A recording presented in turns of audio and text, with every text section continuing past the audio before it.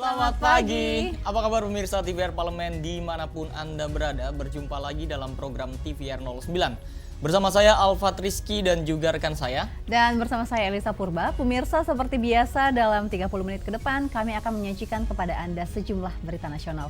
Khususnya dari sudut pandang DPR RI sebagai referensi Anda untuk memahami dinamika politik, hukum, ekonomi, sosial, dan budaya di Indonesia. Pemirsa TVR Parlemen, inilah TVR 09 selengkapnya.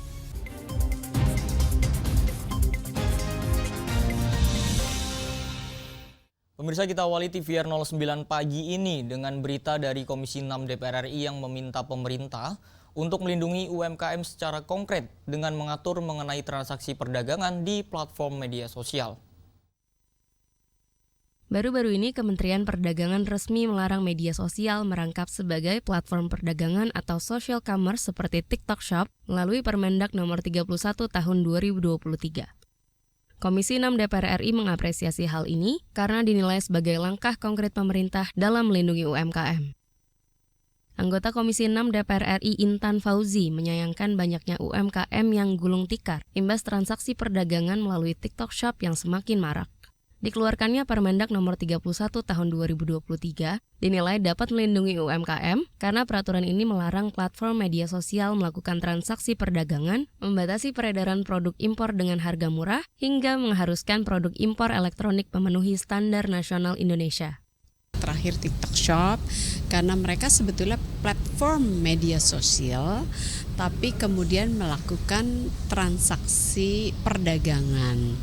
Nah, ini yang perlu kemudian diatur, antara lain bahwa para pedagang luar negeri harus memiliki izin usaha, harus membayar pajak, harus memiliki sertifikat, apakah itu sertifikat halal, SNI yang memang mewajibkan untuk produk-produk tertentu. Jadi baik pelaku usaha offline, fisik maupun online itu ketentuannya sama sehingga bersaing secara sehat. Lebih lanjut, Komisi 6 DPR RI meminta pemerintah memberikan pembekalan dan pelatihan bagi para pelaku UMKM terkait pemanfaatan teknologi informasi dan komunikasi agar dapat bertahan dan bersaing di era digital ini. Oki dan Rian, TVR Parlemen melaporkan. Masih dari Komisi 6 DPR RI pemirsa yang berharap pemberian penyertaan modal negara atau PMN ini dapat menyehatkan BUMN serta memberikan manfaat bagi negara dan juga masyarakat. Pemerintah akan menggelontorkan PMN definitif sebesar Rp28,16 triliun kepada 3 BUMN, yaitu PT Hutama Karya, Indonesia Financial Group, dan PT Wijaya Karya pada kuartal pertama tahun depan. Selain itu, PMN dari alokasi cadangan investasi sebesar Rp12,8 triliun diusulkan untuk 6 perusahaan plat merah lainnya. Anggota Komisi 6 DPR RI Muslim menyebut, PMN diberikan untuk menyehatkan BUMN agar dapat memberi manfaat bagi negara dan masyarakat. Untuk itu, Muslim mendorong pemerintah untuk lebih selektif dalam memilih perusahaan BUMN yang layak mendapatkan PMN agar penggelontoran dana tersebut tidak menjadi rutinitas tahunan, tetapi bisa digunakan secara efektif, efisien, dan tepat sasaran. Cuma jangan sampai dengan pemberian PMN ini malah hanya kita anggap sebagai formalitas yang akhirnya memanfaatkan PMN ini untuk kepentingan-kepentingan tertentu yang sehingga akhirnya target yang kita harapkan itu nggak akan pernah tercapai, karena tujuan PMN ini kan sebenarnya mendukung, mensupport perusahaan-perusahaan BUMN ini, termasuk yang kurang sehat jadi sehat, yang kurang untung jadi untung, bukan malah jadi puntung nanti, kan gitu yang kita harapkan, sehingga target pendapatan negara ini dari BUMN ini harus betul-betul memberikan kontribusi untuk peningkatan daripada pendapatan negara itu sendiri. Usulan PMN sebesar Rp12,8 triliun disebut masih bergantung pada keputusan terkait cadangan investasi. Keenam perusahaan tersebut diantaranya PT KAI, Indonesia Re, Pelni, Inka, PLN, dan ID Food. Andini dan Ridwan, TVR Parlemen melaporkan. Selanjutnya pemirsa, kita beralih ke Komisi 7 DPR RI yang meminta Pertamina untuk memastikan stok BBM cukup dan merata di Pulau Bali. Ya, namun informasi selengkapnya akan kami hadirkan usai jeda berikut ini. Tetaplah di TVR 09.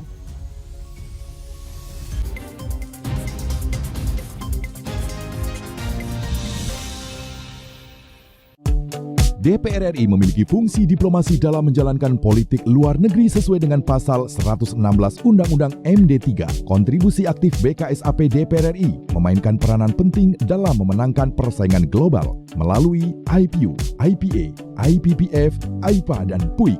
BKSAP memiliki komitmen yang tinggi dalam krisis kemanusiaan dunia. Fungsi diplomasi dijalankan untuk mendukung upaya pemerintah dalam melaksanakan politik luar negeri. Sini ditambang, Konflik yang terjadi, warga sini tidak mengizinkan. masalah yang tersisihkan menjadi kesenjangan sosial. Ya namanya rakyat kecil gak bisa apa-apa, mau komplain juga gak didengar. Sebab apa? Itu menyangkut isi perut kami semua. Bagaimana memutus keterbatasan untuk didengar? Jadi kalau misalnya masyarakat sudah merasa tidak lagi ada yang memperjuangkan aspirasinya, maka masyarakat memang sangat berhak untuk meminta dewan yang mewakili mereka di parlemen. Kami menyusuri batas-batas peristiwa, mengurai berbagai polemik yang terjadi, meluruhkan suara-suara marginal, menjadi nyata dalam setiap aspirasi, melaksanakan tugasnya sebagai wakil rakyat. Saksikan Aksi Dewan setiap hari Senin dan Rabu pukul 10.30 waktu Indonesia Barat hanya di TVR Parlemen.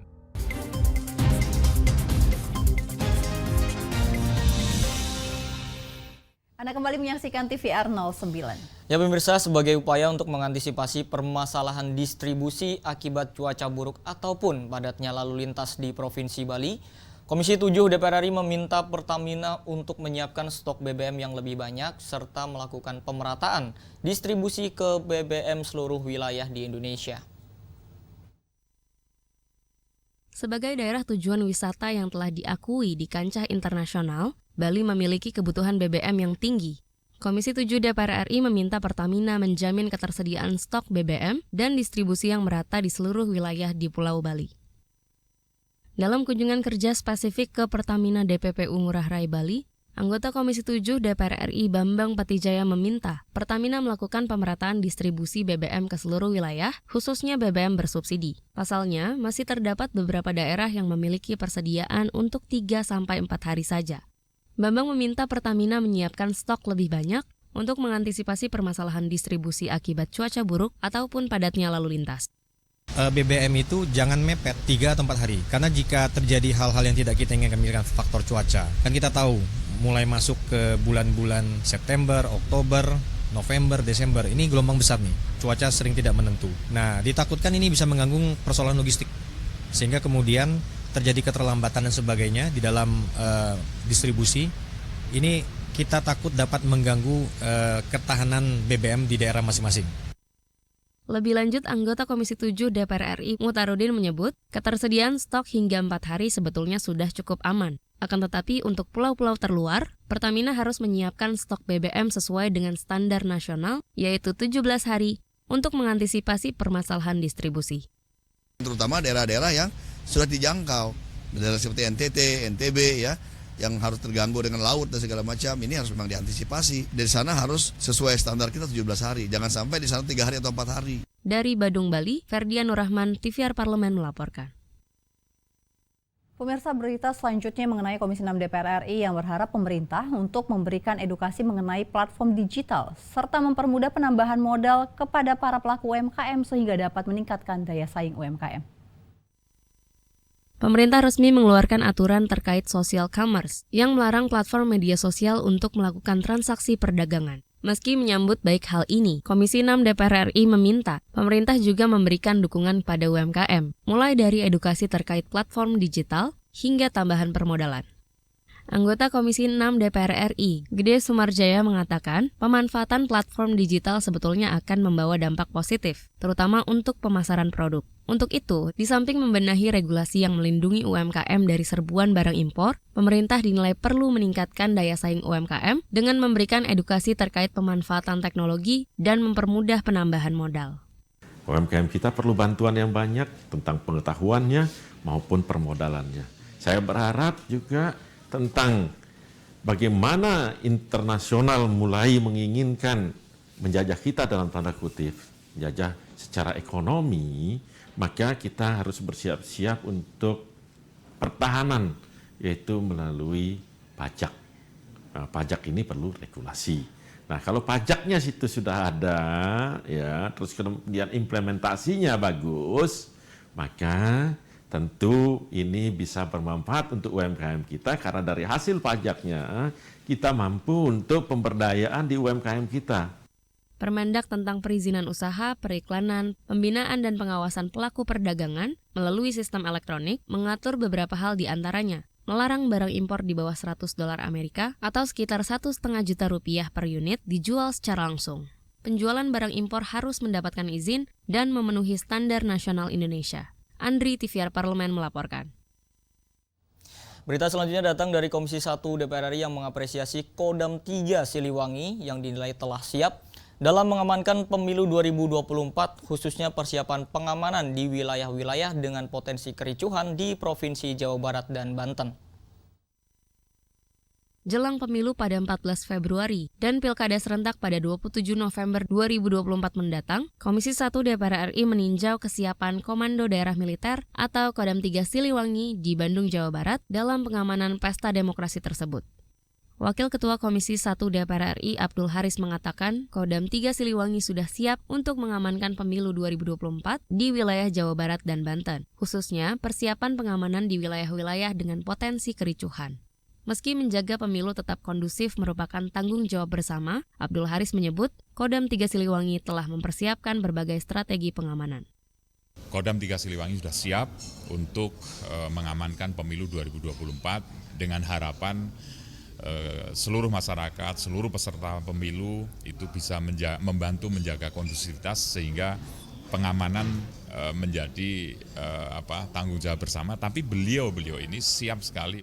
Lebih lanjut, Panglima Kodam 3 Siliwangi, Mayor Jenderal TNI Erwin Jatniko menyebut pihaknya sudah melakukan pemetaan wilayah, khususnya wilayah yang berpotensi menjadi titik kericuhan. Mana yang kerawanan sosial politiknya tinggi, mana yang kerawanan terkait dengan media sosialnya, kemudian terkait dengan partisipasi dalam rangka melaksanakan pemilu itu sendiri, termasuk kerawanan-kerawanan yang lainnya. Itu sudah kita petakan, sudah kita laporkan. Yang harapan tadi sudah ada ditanyakan, itu semua memang nanti tergantung dari negara.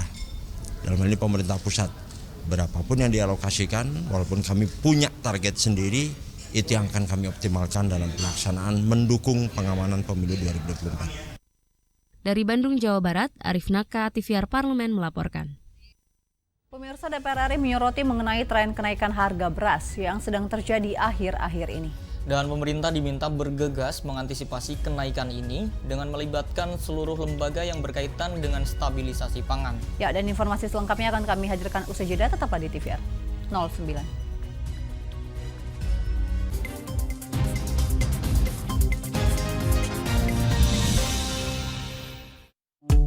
DPR RI memiliki fungsi diplomasi dalam menjalankan politik luar negeri sesuai dengan pasal 116 Undang-Undang MD3. Kontribusi aktif BKSAP DPR RI memainkan peranan penting dalam memenangkan persaingan global melalui IPU, IPA, IPPF, AIPA, dan PUIK. BKSAP memiliki komitmen yang tinggi dalam krisis kemanusiaan dunia. Fungsi diplomasi dijalankan untuk mendukung upaya pemerintah dalam melaksanakan politik luar negeri.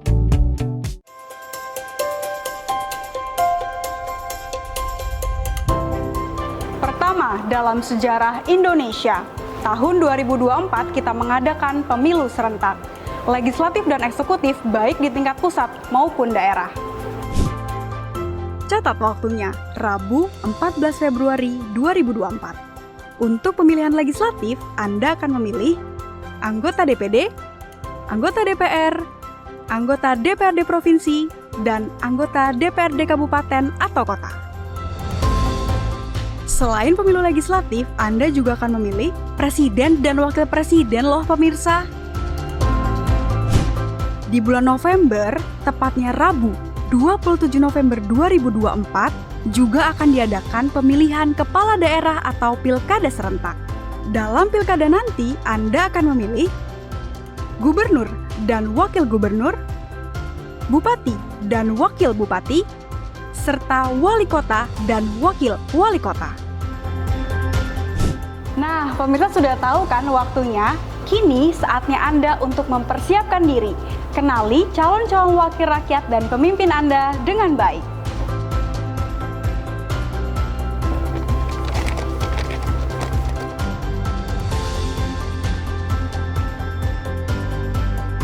Jangan sampai kesempatan untuk memilih calon wakil rakyat dan pemimpin Anda terlewat begitu saja. Ayo ramaikan Pesta Demokrasi Pemilu 2024 dengan meriah. Demi masa depan bangsa Indonesia.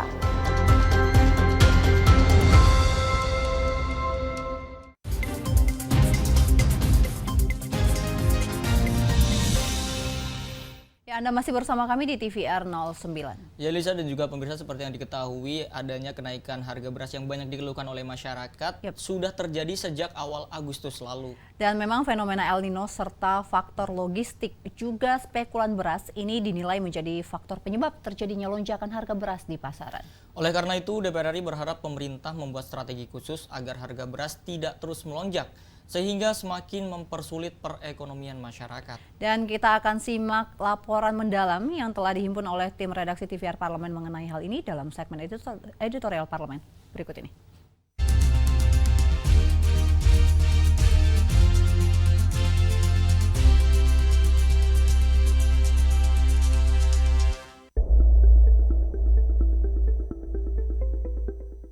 Fluktuasi harga komoditas pangan masih menjadi tantangan yang harus segera diatasi oleh pemerintah. Pasalnya, saat ini disparitas harga pangan masih terjadi di sejumlah daerah di Indonesia. Salah satunya komoditas beras. Upaya pemerintah menurunkan harga beras yang melonjak sejak bulan lalu belum membuahkan hasil. Operasi pasar, impor beras besar-besaran, dan bantuan pangan ke rakyat kecil belum ampuh meredam kenaikan harga bahan pokok ini. Hingga hari ini, harga beras di pasaran masih tinggi. Berdasarkan data Badan Pangan Nasional, rata-rata harga beras premium nasional naik 1,15%. Dalam sehari menjadi Rp14.920 per kilogram. Secara bulanan, kenaikan 7,64% atau Rp1.060 dibandingkan bulan lalu Rp13.860 per kilogram. Selain El Nino, faktor logistik dan spekulan beras juga menjadi faktor penyebab terjadinya lonjakan harga beras di pasaran. Sejumlah negara Asia yang biasanya menjadi produsen beras mulai membatasi ekspor, sehingga mengganggu persediaan logistik dan distribusi beras di Indonesia. Bahwa ada faktor El Nino ya ada, tapi ini lebih kepada faktor logistik. Kenapa faktor logistik? Karena memang hampir semua negara di Asia itu menahan produknya untuk tidak keluar, jadi tidak ekspor. Nah, kemudian juga harga-harga ini juga ada permainan dari spekulan. Pemerintah punya pekerjaan rumah berat dalam mengatasi kenaikan harga komoditas pangan paling dicari di Indonesia ini. Diperlukan solusi jangka pendek dan jangka panjang dalam menyelesaikan persoalan tersebut. Untuk menekan tingginya harga beras, diperlukan monopoli dan keseriusan dari para pembuat kebijakan. Monopoli pangan harus dilakukan sebagai bentuk intervensi dan upaya pemerintah membuat harga beras kembali normal. Sinergi dan koordinasi lintas sektor juga menjadi kunci dalam mengoptimalkan tata kelola pangan nasional. Pemerintah harus memonopoli urusan pangan, nggak ada kata lain. Ketika pemerintah tidak menguasai stok, maka hukum dagang berlaku. Siapa yang punya barang itu yang mengendalikan harga. Hari ini pemerintah nggak punya stok. Karena apa? Kewenangannya tidak diberikan sepenuhnya kepada Bulog, kepada Badan Pangan untuk menyerap itu semuanya. Oleh karena itu, selama tidak ada monopoli terkait dengan kebutuhan pangan, batu bahan pangan dari kita dan diserahkan ke swasta, selamanya harga akan seperti ini. Kalau jangka pendek, ya nggak ada cara lain Mas, operasi pasar. Ujungnya dari operasi pasar apa? Hilang stok pemerintah, nggak ada, akhirnya ujungnya impor lagi. Kementerian Perdagangan justru harus berkoordinasi dengan Kementerian Teknis, khususnya apalagi di bidang pangan.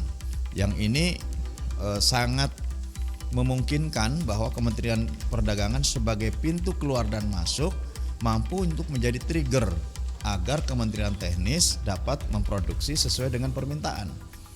Jangan pula karena tidak ada koordinasi yang baik antar Kementerian Teknis di bidang pangan dengan Kementerian Perdagangan, pada akhirnya impor menjadi instrumen utama, bukan produksi yang menjadi instrumennya.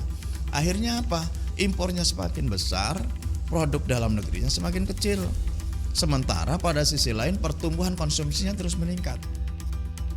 Sebagai negara dengan konsumsi beras global terbesar keempat di dunia, rata-rata konsumsi masyarakat Indonesia mencapai 35,3 juta metrik ton setiap tahunnya.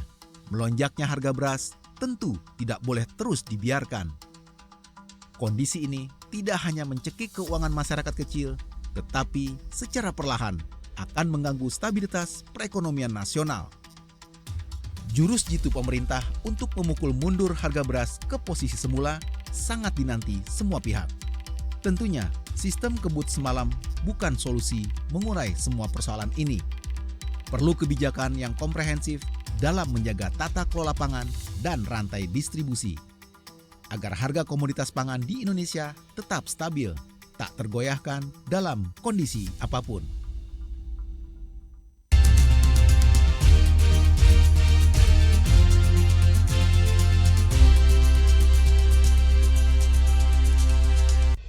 Pemirsa, tepat pada hari ini yaitu 2 Oktober, ini Indonesia memperingati Hari Batik Nasional nih, yang selalu dirayakan pada tanggal yang sama di setiap tahunnya.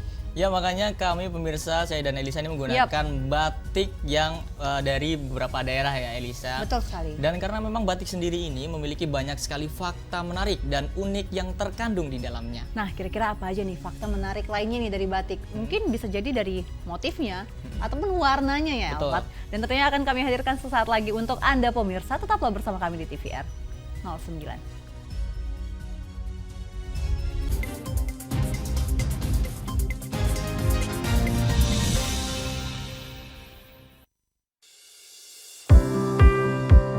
Mengenal tugas dan fungsi DPR RI. Dewan Perwakilan Rakyat atau DPR adalah lembaga negara yang mewakili aspirasi rakyat. Kehadiran DPR RI merupakan salah satu bukti bahwa Indonesia merupakan negara demokrasi. Sebagai salah satu lembaga perwakilan rakyat, apa saja tugas dan fungsi yang diemban DPR RI? Berdasarkan pasal 20A ayat 1 Undang-Undang Dasar 1945, DPR memiliki 3 fungsi, yakni fungsi legislasi, anggaran, dan pengawasan. Tugas dan wewenang DPR berbeda untuk setiap fungsinya. Yang pertama, fungsi legislasi. Menyusun program legislasi nasional atau prolegnas, menyusun dan membahas rancangan undang-undang, menerima rancangan undang-undang yang diajukan oleh DPD, membahas rancangan undang-undang yang diusulkan oleh Presiden ataupun DPD, menetapkan undang-undang bersama dengan Presiden, menyetujui atau tidak menyetujui peraturan pemerintah pengganti undang-undang yang diajukan oleh Presiden untuk ditetapkan menjadi undang-undang. Yang kedua, fungsi anggaran. Memberikan persetujuan atas rancangan undang-undang tentang APBN yang diajukan oleh Presiden. Memberikan persetujuan terhadap pemindah-tanganan aset negara maupun terhadap perjanjian yang berdampak luas bagi kehidupan rakyat yang terkait dengan beban keuangan negara. Menindaklanjuti hasil pemeriksaan atas pengelolaan dan tanggung jawab keuangan negara yang disampaikan oleh BPK. Memperhatikan pertimbangan DPD atas rancangan undang-undang tentang APBN dan rancangan undang-undang terkait pajak, pendidikan, dan agama. Yang ketiga, fungsi pengawasan. Fungsi pengawasan, DPR bertugas melakukan pengawasan terhadap pelaksanaan Undang-Undang APBN dan kebijakan pemerintah, serta membahas dan menindaklanjuti hasil pengawasan yang disampaikan oleh DPD. Demikian penjelasan tentang tugas dan fungsi DPR menurut undang-undang. Informasi ini dipersembahkan oleh TV dan Radio Parlemen, Biro Pemberitaan Parlemen, dan Sekretariat Jenderal DPR RI.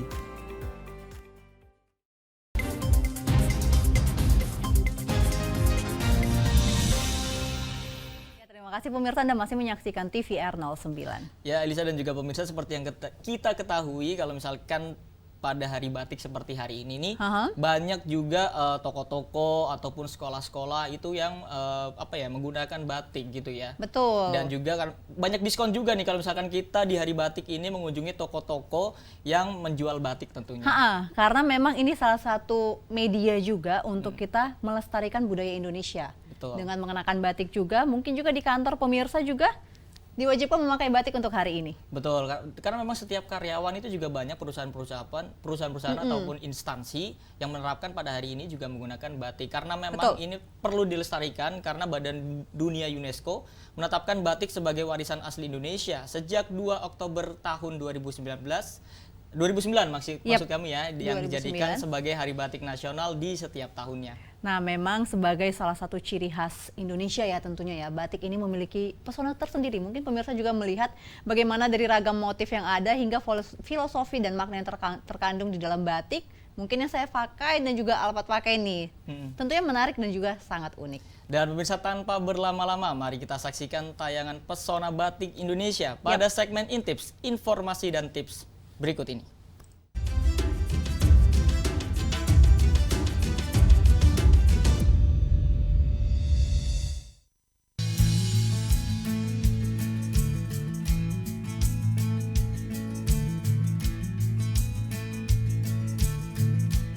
Batik menjadi salah satu ciri khas budaya Indonesia.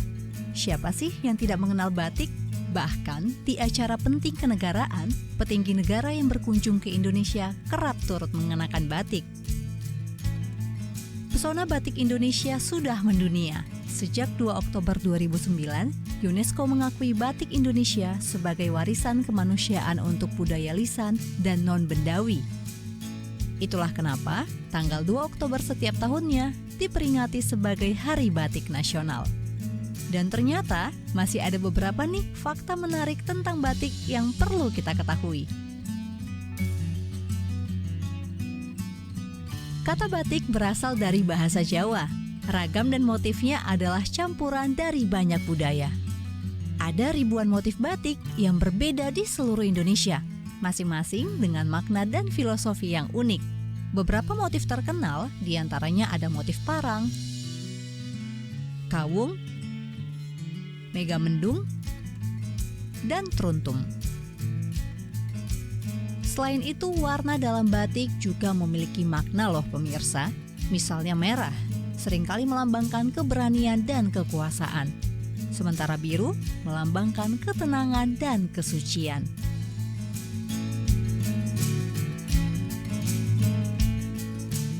Sejak memasuki era industri, banyak bermunculan jenis-jenis batik baru yang dikenal luas sebagai batik cap. Ada juga batik printing, yang cara pembuatannya melalui proses printing mesin pabrik sehingga prosesnya lebih efisien. Namun sejatinya batik tulis asli dibatik manual dengan tangan, menggunakan alat canting dan material lilin panas atau malam. Selain itu ada juga batik tenun yang dibuat dengan menenun benang berwarna untuk membuat pola. Karena batik ini lebih rumit, biasanya harganya lebih mahal ya.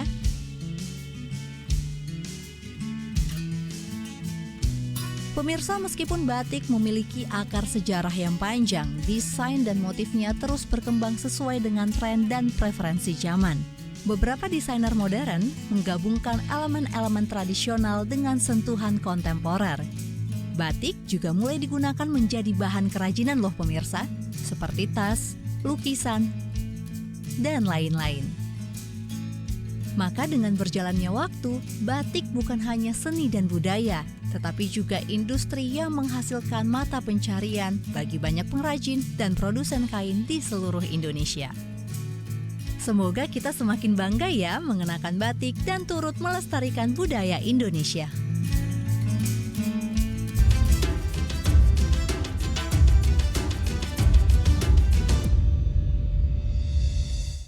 Ya, tentu kami mengucapkan nih buat pemirsa dimanapun berada, selamat Hari Batik Nasional dan semoga kita selalu semangat untuk melestarikan budaya Indonesia. Setuju Elisa, dan pemirsa di penghujung acara kami informasikan kepada Anda sejumlah agenda DPR RI pada hari ini Senin 2 Oktober 2023. Ya, pemirsa, pada pukul 10 waktu Indonesia Barat ada Komisi 1 yang akan mengadakan rapat kerja dengan Menteri Luar Negeri, Menteri Pertahanan, dan Menteri Hukum dan HAM mengenai pembicaraan tingkat 1 dalam rangka pengambilan keputusan terhadap rancangan undang-undang tentang pengesahan Treaty on the Prohibition on Nuclear Weapon.